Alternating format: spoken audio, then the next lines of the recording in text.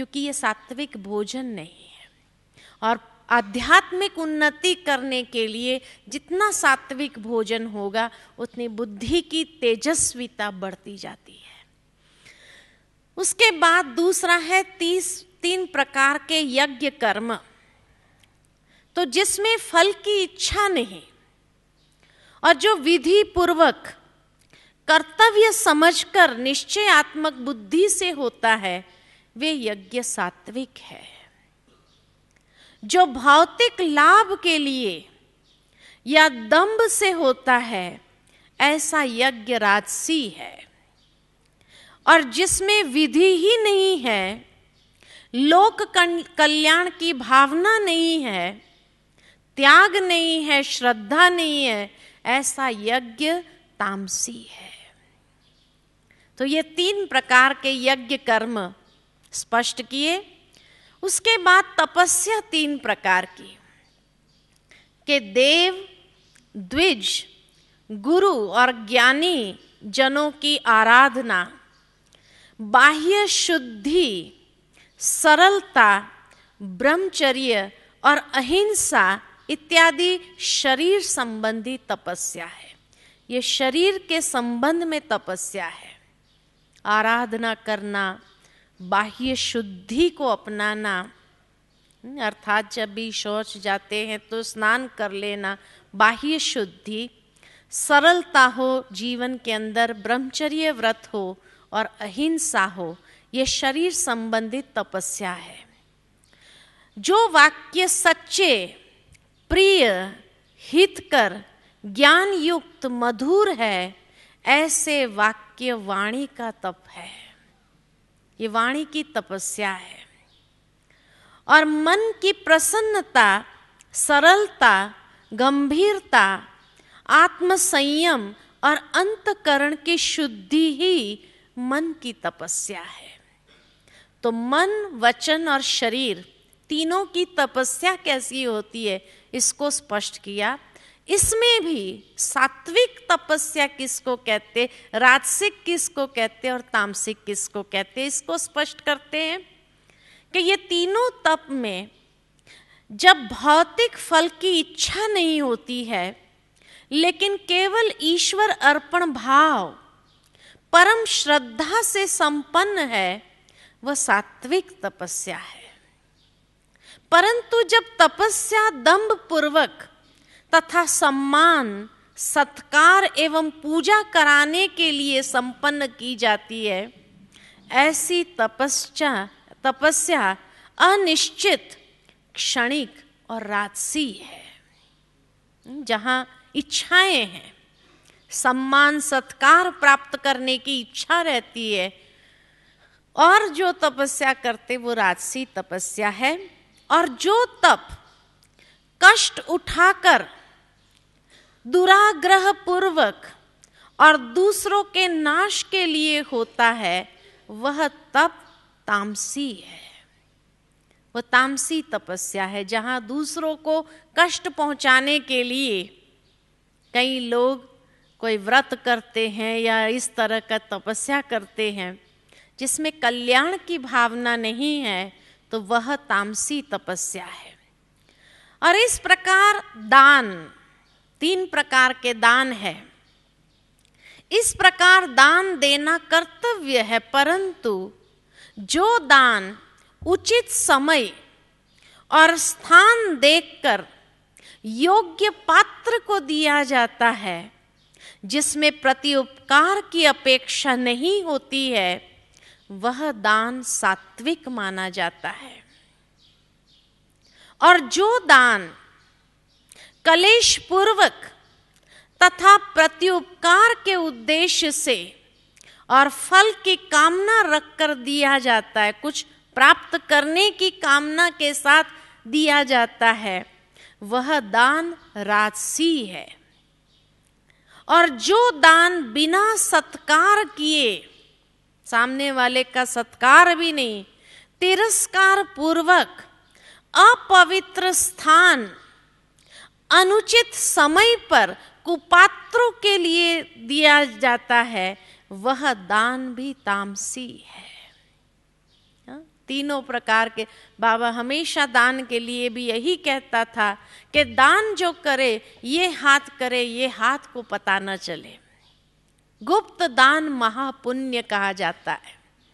और इसीलिए आपने यहाँ देखा होगा, अनेक आश्रमों में आप सभी गए होंगे, यहाँ पर आपको कहीं पर भी वो दान पेटी देखने को नहीं मिली, क्योंकि बाबा का ये मानना था, ये बाबा के जीवन का सिद्धांत था कि मांगने से मरना भला। हमारा किसी के सामने हाथ फैलाना कि यहाँ ये दान करो, इतनी मेंबरशिप करो, आप ये करो, नहीं। बाबा कहते थे बाबा के बच्चे हैं, ये भगवान के बच्चे हैं, भगवान के बच्चों की पहले सेवा करनी चाहिए।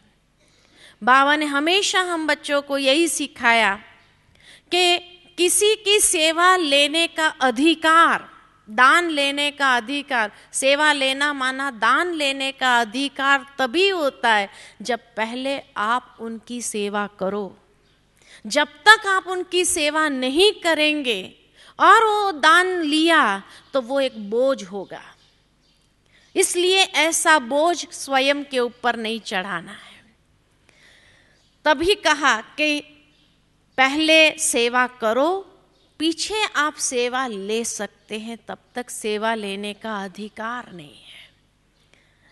तब तक वो दान लेना माना एक बोझ अपने ऊपर। इसीलिए आपने 3 दिन में ना आपको सेंटर से किसी ने कहा होगा, ना आपको यहाँ किसी ने कोई लेक्चर में कोई इशारा भी दिया हो कि भाई आप किसी न किसी रूप से भाई इतना दान करो, कभी नहीं।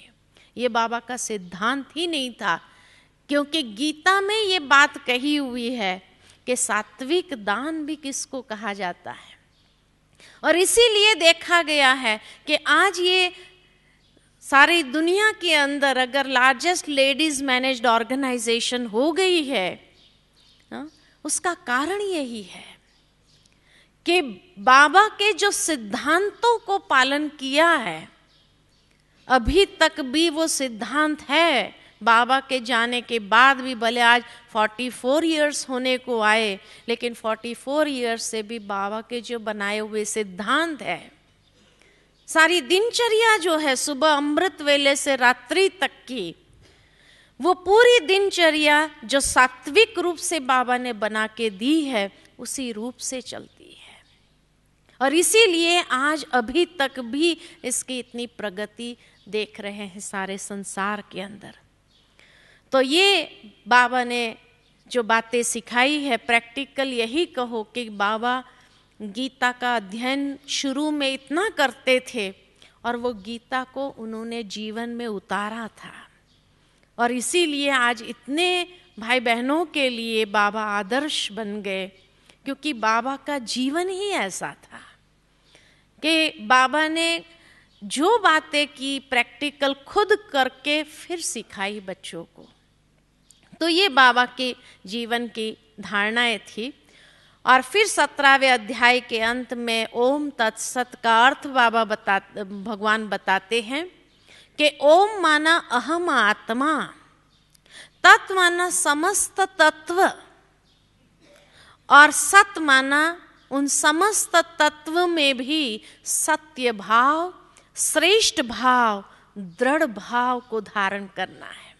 यानी मैं आत्मा समस्त तत्वों के सहित स्वयं में सत्य भाव, श्रेष्ठ भाव और दृढ़ता का भाव मैं आचरण में लाती हूँ। यह है ओम तत्सत।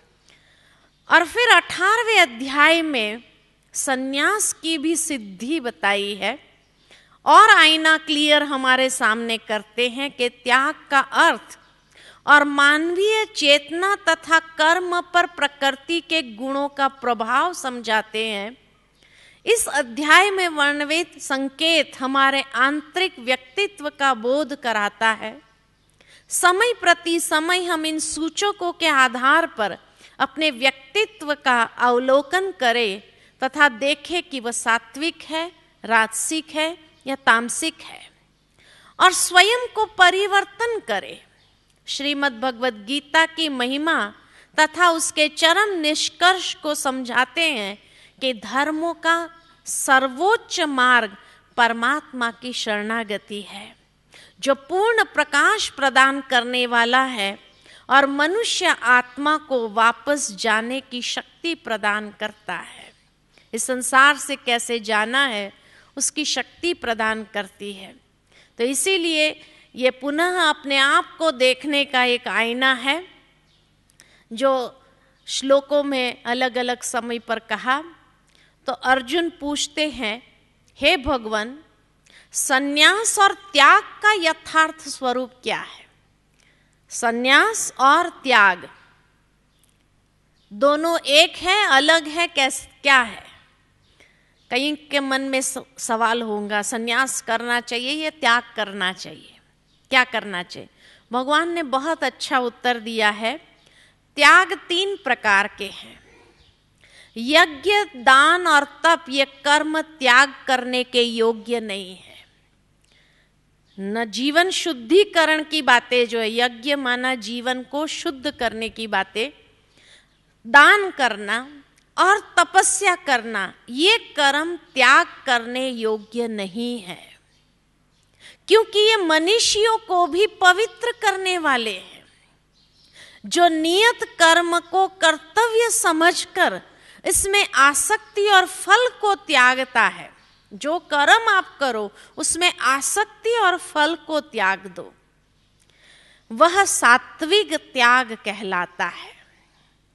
और जो नियत कर्म को दुख समझकर या शारीरिक कष्ट के भय से त्याग करता है, वह राजसिक त्याग है। जैसे भाई धूप में जाना है बाहर में, तो समझते हैं दुख मिलेगा, शारीरिक कष्ट होगा, तो छोड़ दो जाना।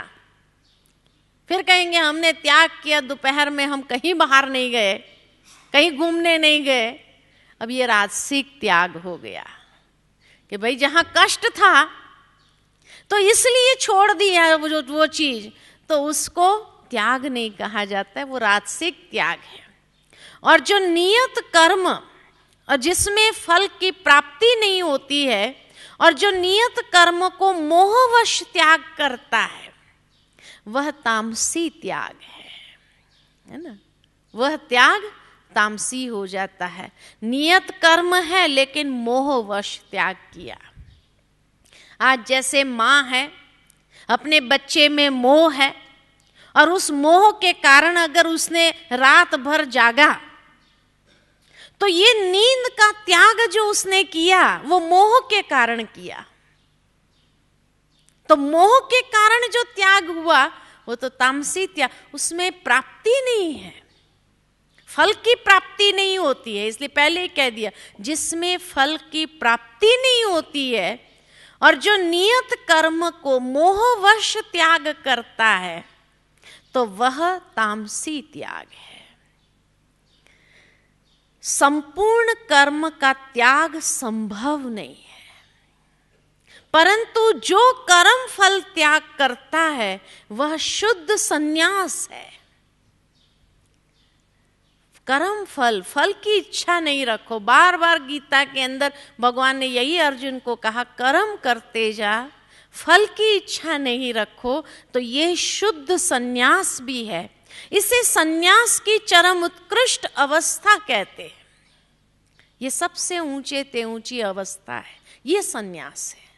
कर्म फल का त्याग करना, कोई गृहस्थ व्यवहार, कर्तव्य, जिम्मेवारी को छोड़ना, ये नहीं बताया गीता में कहीं पर भी भगवान ने अर्जुन को। लेकिन कर्म करो, फल की इच्छा न रखो, ये शुद्ध संन्यास है। और इसे संन्यास की चरम उत्कृष्ट अवस्था कहते हैं। फिर ज्ञान 3 प्रकार का बताया। जिस ज्ञान के द्वारा अनंत रूपों में विभक्त सारे जीवों में आध्यात्मिक प्रकृति को देखते हैं, वह ज्ञान सतोगुणी है। ज्ञान हमारी दृष्टि को परिवर्तन कर देता है, जो हर एक में आत्म भाव को जागृत करता है। हर एक को जब देखते हैं तो शरीर के भान से नहीं देखते, लेकिन आत्मा के भाव से देखते हैं, आध्यात्मिक प्रकृति को देखते हैं। वह ज्ञान सतोगुणी है। और जो ज्ञान संपूर्ण भूतों में भिन्न प्रकार के अनेक भावों को लेकर जानता है कि ये अच्छा है, ये बुरा है, ये ज्ञान रजोगुणी ज्ञान है। और जो ज्ञान शरीर की आवश्यकताओं को पूर्ण करने तक सीमित है, नहीं पैसे कमाना है,